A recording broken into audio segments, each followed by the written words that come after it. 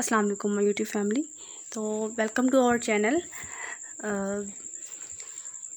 آج کا جو ہمارا ٹاپک ہے وہ ہوگا اردو کے مختلف نام اور ان کی وجہ تسمیہ. ٹھیک ہے، تو اس چینل پہ آپ کو اردو بی ایس اردو کے حوالے سے جتنے بھی موضوعات ہوں گے جو آپ کے سلیبس میں ہوں گے وہ بھی پڑھائے جائیں گے، اور آپ کو ہر طرح سے جو ہے وہ گائیڈ بھی کیا جائے گا. تو میرے اس چینل کو جو ہے وہ اپنے فرینڈس کے ساتھ، فیملی ممبرس کے ساتھ جو آپ کے علاقے سے تعلق رکھتے ہیں یا یونیورسٹی میں کلاس فیلوز ہیں جو بی ایس کر رہے ہیں خاص طور پہ، ان کی ہیلپ کے لیے جو ہے آپ اس کو ضرور شیئر کیجیے گا. ٹھیک ہے، سو چلیے ہم اپنا جو ٹاپک ہے وہ سٹارٹ کرتے ہیں. Let start the video. تو جو سب سے پہلے ہم پڑھیں گے وہ ان کے پڑھیں گے اردو زبان کے مختلف نام. اس کے ساتھ ساتھ میں آپ کو بتاتی چلوں گی کہ اردو زبان کو مختلف نام جو ہے وہ کیوں دیے گئے. ہم اپنے پچھلے 2-3 ویڈیوز کے لیکچر میں یہ ڈسکس کر چکے ہیں کہ اردو زبان جو ہے وہ اس کا تعلق جو تھا وہ ترکی سے تھا. اس کا لفظی مطلب ہے لشکر کے معنی ہے. ٹھیک ہے، اور اس کے مختلف نظریات ہیں. کسی نے اسے ہندی کہا، کسی نے ہندوی کہا، کسی نے گجراتی کہا. جس طرح وقت کے ساتھ ساتھ لوگ بدلتے گئے، ان کے رویے بدلتے گئے، اس طرح ہمارا جو ادب ہے وہ بھی بدلتا گیا. اور ان کے بدلنے کے ساتھ ساتھ ہماری زبان اردو پر بھی بہت سے اثرات ہوئے. جہاں جہاں سے یہ اردو زبان میں بولنے والے لوگ جہاں جہاں جا کر بسے دوسرے شہروں میں، تو وہاں کا لب و لہجہ، وہاں کا لب و لہن جو ہے وہ انہوں نے اپنانا شروع کیا. تو کسی نے اسے دکنی کہا، کسی نے گجراتی کہا، کسی نے اس کو ہندوی کہا، کسی نے اس کو اردو مولا کا نام دیا، کسی نے اس کو ریختہ کہا، کسی نے اس کو ریختی کہا. تو سنسکرت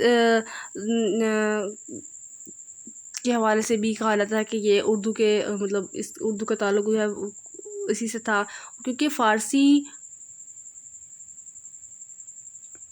کیونکہ اب دیکھا جائے فارسی جو ہے سب سے پہلے ہم ایران میں جو ہے فارسی بولی جاتی تھی. تو محمد بن قاسم جب فارسی سے زبان کے ساتھ جب یہاں آئے، ہندوستان آئے، تو یہاں کے لوگوں کی زبان مختلف تھی اور ایران کے لوگوں کی زبان مختلف. اسی طرح کچھ لوگ مقامی جس شہر سے وہ ہوتے ہوئے آئے وہاں کے لوگ شامل ہوتے گئے، تو ان کو ایک نئی زبان کی ضرورت تھی جو کہ ان کے ساتھ بولی جا سکے، جو وہ سب سمجھ سکے.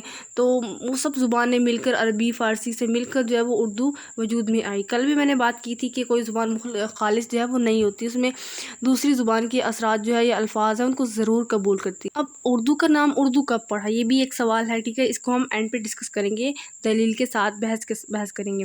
اب اردو کو میں نے آپ کو جیسے کہ بتا چکی ہوں، مختلف ناموں سے پکارا جاتا رہا. اب جو شرف الدین اصلاحی ہیں وہ کیا لکھتے ہیں اردو کے بارے میں، چلے آئیے ان کی رائے دیکھتے ہیں.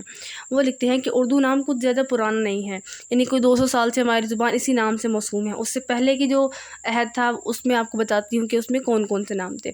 البتہ لفظ اردو بصورت ترکیب اپنے لغوی معنی میں استعمال ہوتا تھا. ٹھیک ہے، یعنی زبان اردو مولا کہلاتی تھی، اور یعنی شاہی لشکر کی زبان. لشکر میں آپ کو بتا چکی ہوں کہ کہاں سے آیا اور کیسے آیا.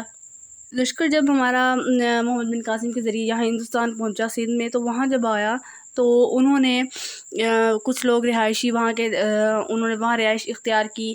تو کچھ لوگ جو ہے پھر مغلیہ جو سلطنت ہے اس کا قیام آہستہ آہستہ آ گیا. کبھی ایران سے کوئی ہمارے اوپر حملہ آور ہو رہا ہے، کبھی سلطان محمد تغلق کی طرف سے حملہ آور ہو رہا ہے، کبھی سلطان محمود غزنوی 18 حملے کر رہے ہیں جو کہ بر صغیر پہ انہوں نے کیے. اس کے بعد اس طرح مختلف مغل حکمران جب ہمارے پاس قابض ہوتے گئے، تو انہوں نے پھر آہستہ آہستہ نوکریوں کی تلاش جب شروع کی، تو ان کو درباروں میں لوگوں کو نوکریاں ملنی شروع ہوئی. اسی طرح آہستہ آہستہ لوگ اردو کو جاننے لگے، اس کو پہچاننے لگے. ٹھیک ہے، اس طرح زبان کا جو لفظ تھا وہ یہ خارج ہو گیا. ٹھیک ہے، یعنی کہ لشکر کی زبان سے یہ زبان آہستہ آہستہ اپنے نام کی طرف آتی گئی. اب اردو مولا بچ رہا. اردو مولا جو تھا کچھ عرصے بعد مولا بھی ختم ہو گیا. اردو مولا جب اکبر بادشاہ نے کہا، اس نے بے شک تعلیمی ادارے جو تھے وہ بنوائے. تو ان کے جب بادشاہ کے جو مطلب جہاں محل میں وہ رہا کرتے تھے بادشاہ، تو اس علاقے میں جو مطلب اس محل میں جو زبان بولی جاتی تھی اسے کہتے تھے اردو مولا. ٹھیک ہے، اردو اسی وجہ سے لاہور میں ایک اردو بازار بھی ہے جو اس وقت سے لے کر اب تک قائم ہے، جس میں اب آج کل جو ہے وہ کتابیں کی خرید و فروخت جو ہے وہاں پہ ملتی ہے. ٹھیک ہے، تو اردو مولا جو تھی وہ خاص طور پر بادشاہ کی جو مطلب محل تھا ان کی زبان تھی. وہ اردو مولا کا کثرت سے استعمال کرتے تھے. کرتے کرتے اردو مولا سے مولا ہٹ گیا، تو خالی اردو باقی رہ گیا. ٹھیک ہے، قدیم نام ہے جیسے ہندی، ہندوی، ریختہ، ریختی گجراتی، دہلوی، لکھنوی، دکنی زبان جو ہے وہ بھی اسے کہا گیا، ٹھیک ہے۔ لنگوا ہندوستان کا مطلب بہت ہی جو ہے اسے عجیب و غریب سے مطلب نام جو شروع میں ہے وہ دیے گئے۔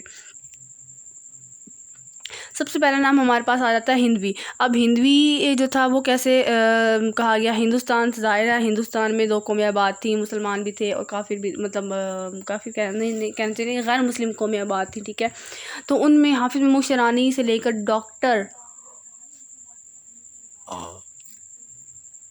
حافظ محمود شیرانی جو ہے ان سے لے کر ڈاکٹر سینی کمار ٹھیک ہے، چٹرجی تک، ٹھیک ہے، یعنی کہ یہ لسانی محققین ہیں، ماہرین لسان ہیں، جو اس بات پر اتفاق کرتے ہیں کہ قدیم لغات اور ادبی تصنیفات میں ہے اس کا نام ہندی یا ہندوی ہے۔ اسی لیے 812 میں قاضی خان بدر سے لے کر 1742 تک، یعنی سراج الدین خان آرزو تک، سبھی قدیم لغات نویسوں نے ہندوستان کی زبان کو ہندی یا ہندوی لکھا۔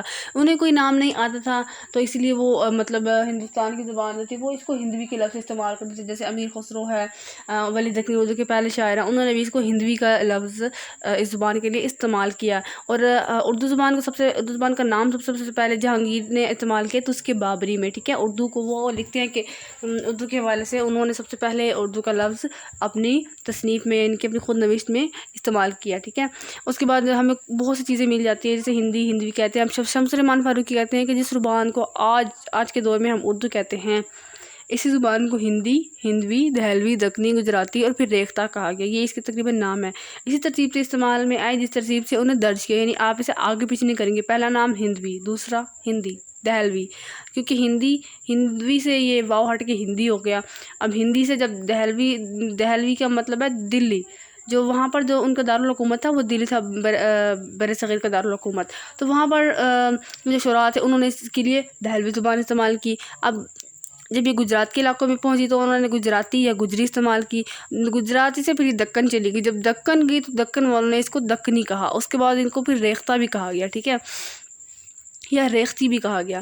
اور یہ نام اسی ترتیب سے آپ نے یاد کرنے ہیں۔ میر اثر جو ہیں ان کی پیدائش سے لے کر وفات تک، یعنی کہ 1758 سے لے کر 1794 تک انہوں نے اپنی مثنوی خواب و خیال کی ابتدا میں اپنی زبان کو ہندوی قرار دیا، ٹھیک ہے نا، یعنی 812 سے لے کر 1794 تک ہماری زبان اردو کا کوئی نام نہیں تھا، اسے کبھی کچھ کہا گیا، کبھی کچھ، ٹھیک ہے، جس کا جو دل آیا اس نے کہہ دیا۔ یہاں پہ شعر ہیں، فارسی 100 ہیں، ہندوی 100 ہیں، باقی اشعار مثنوی 100 ہیں، ٹھیک ہے۔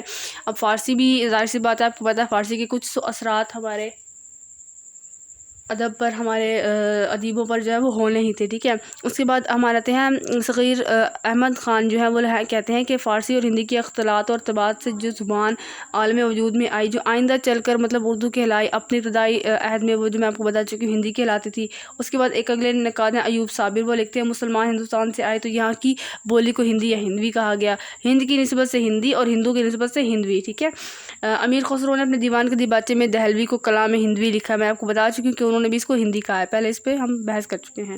اس کی میرا دی شمس رحمان فاروقی اور برہان الدین جانم بھی اسے ہندی کہہ دیتے ہیں۔ سبرس کے مصنف ملا وجہی ہیں، انہوں نے لکھا ہے خطوط غالب میں بھی اسے ہندی جو ہے کلام کہا ہے۔